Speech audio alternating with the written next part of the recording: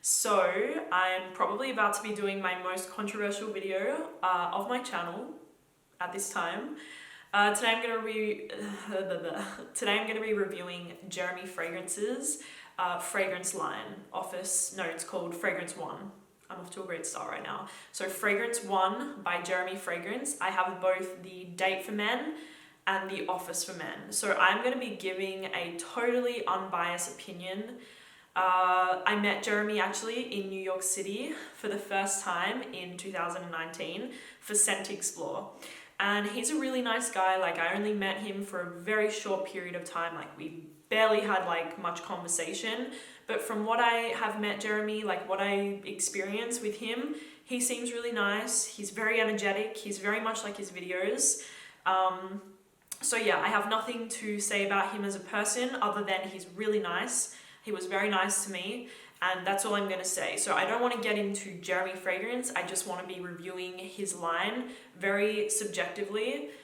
That's all I'm going to be doing today, because that's what I do on my channel. I'm just talking about perfume. I'm not talking about people, just the perfume. I've obviously seen a lot of videos on his fragrances. So there was a lot of hype around his release, like the first release of Office for Men. There was so much hype. Like, I don't think I could go a day without going onto YouTube and there being another video on Office for Men. Yeah, there was a lot of hype. Even before his fragrances released, I remember seeing videos of people speculating and all this sort of stuff. Like, it was crazy. So honestly, congratulations to Jeremy for being able to produce that much hype around a fragrance that wasn't even born. Like, it's pretty crazy. So then I saw a lot of reviews, a lot of this, a lot of hate, a lot of love, a lot of praise, a lot of disgust, all this sort of thing. So I'm going to do my own take on it. And like I said, I'm just going to be reviewing the fragrances. Like, I don't want to get involved in any personal stuff. It's just the fragrances themselves. Let's get into it. So the first fragrance obviously is Office for Men, which came out last year. And the nose is obviously Alberto Marias, very famous master perfumer. Firmenich is a fantastic lab, one of the top labs in the fragrance industry, so that's a good thing.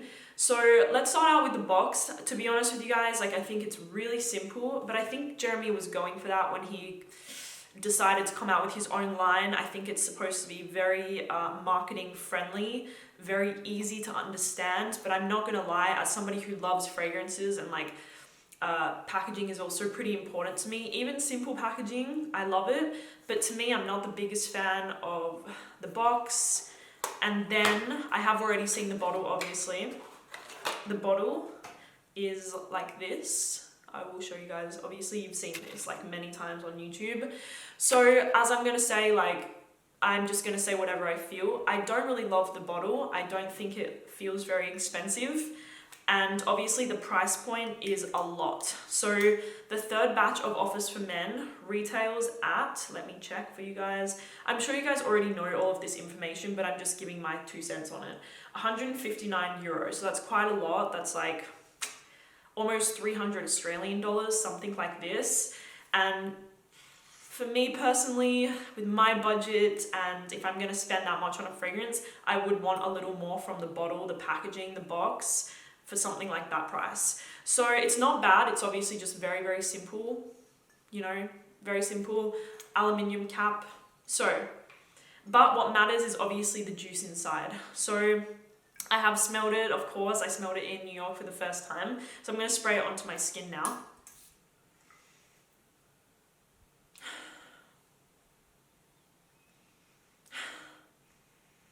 It has a very, very citrusy and fruity, juicy opening, like very intense, very punchy. So he describes it as a light, spicy, woody fougere featuring modern synthetic molecules with a woody, ambery, spicy profile, as well as natural ingredients. So to me, if I'm going to be honest with you guys, it's not groundbreaking, but it's really nice. Like, I really like the scent just from the first impression. It's okay. It's good. It's likable. It's easy to wear. To me, it smells like a mixture of Aventus and Sauvage by Dior.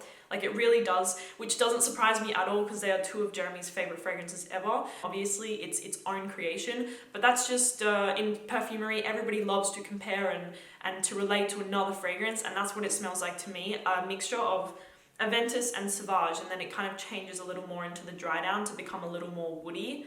and a little more refined and like classy with the patchouli note, some woodiness. So yeah, but the opening is like a burst of like bergamot, juicy citruses, a little bit of a fruity touch. Out of 10, what do I rate this fragrance? For the scent itself, just the way that it smells, I'm gonna give it like a 7 because I've smelled this DNA many times. For the projection and longevity, it has pretty good longevity. I tested it yesterday and it lasted probably like 6-7 hours on my skin, so that's really good.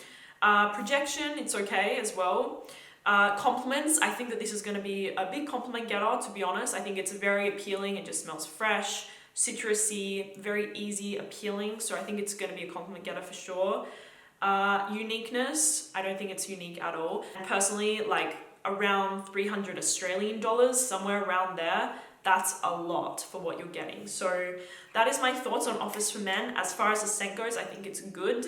Do I think it's incredible? No. But do I think it's good? Yes, I do. So that is Office for Men from Jeremy Fragrance. The date for men, obviously same box.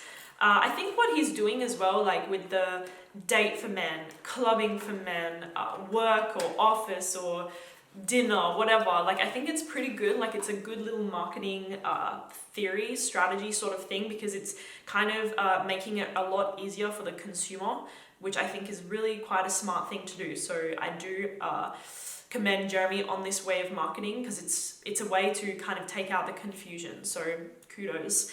So the date. Now, smelling this, I did smell this one in New York as well. So I'm going to pretend like it's my first impression, but I have smelled it before. Date for Men is an oriental fruity powerhouse. We have a clash of 4 fruits: bergamot, lemon, mandarin, and juniper berry, mixed with a clash of oriental sexy masculinity of 4 notes: patchouli, oud, vetiver, and cardamom. Okay, so it's also obviously composed by Alberto Marias, and it came out again last year. Now, I'm going to be honest with you guys. I'm actually going to spray this one on a card because...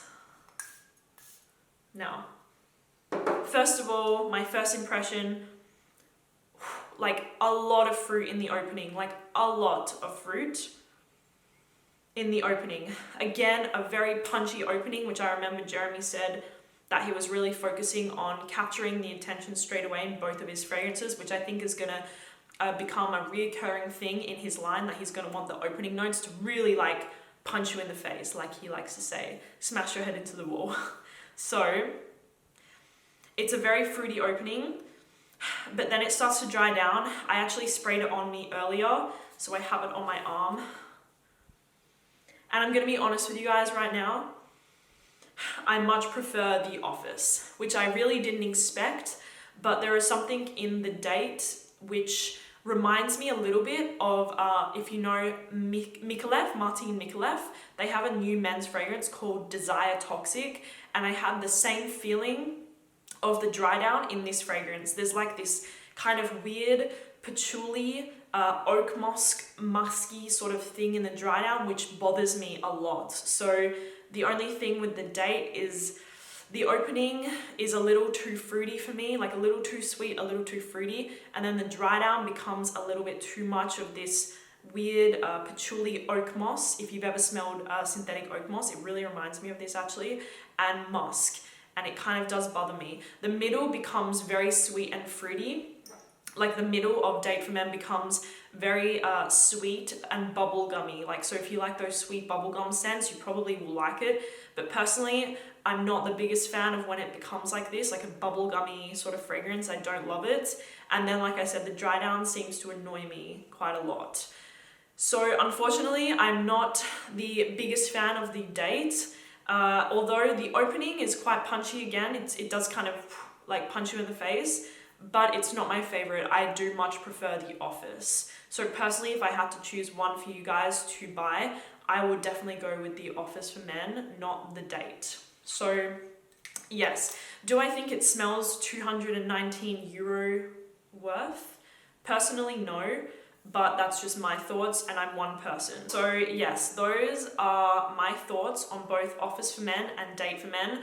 I hope that you guys are going to appreciate my honesty, because I really didn't want to do a video on Jeremy's fragrances, because I know no matter what happens, there's gonna be a lot of comments of like, you're just saying it because you're jealous, or you're just saying it because you want your own fragrances, or you just love them because you want to suck up to Jeremy. Like, I just knew the comments would be like this, but that was my totally unbiased opinion of Jeremy Fragrance's fragrance line, Office for Men. I really respect him for coming out with his own line and what he's done for the fragrance community. So I have nothing but respect for Jeremy, and like I said, I met him in New York, so he's a cool guy. Yeah, that is my thoughts on Office for Men and Date for Men by fragrance.one. So I hope that you guys enjoyed this review of them both. Like I said, if I could recommend you guys to buy one, it would be the Office. I wouldn't as much recommend the Date. So yeah, thank you guys for watching the video, and I will talk to you soon. Bye.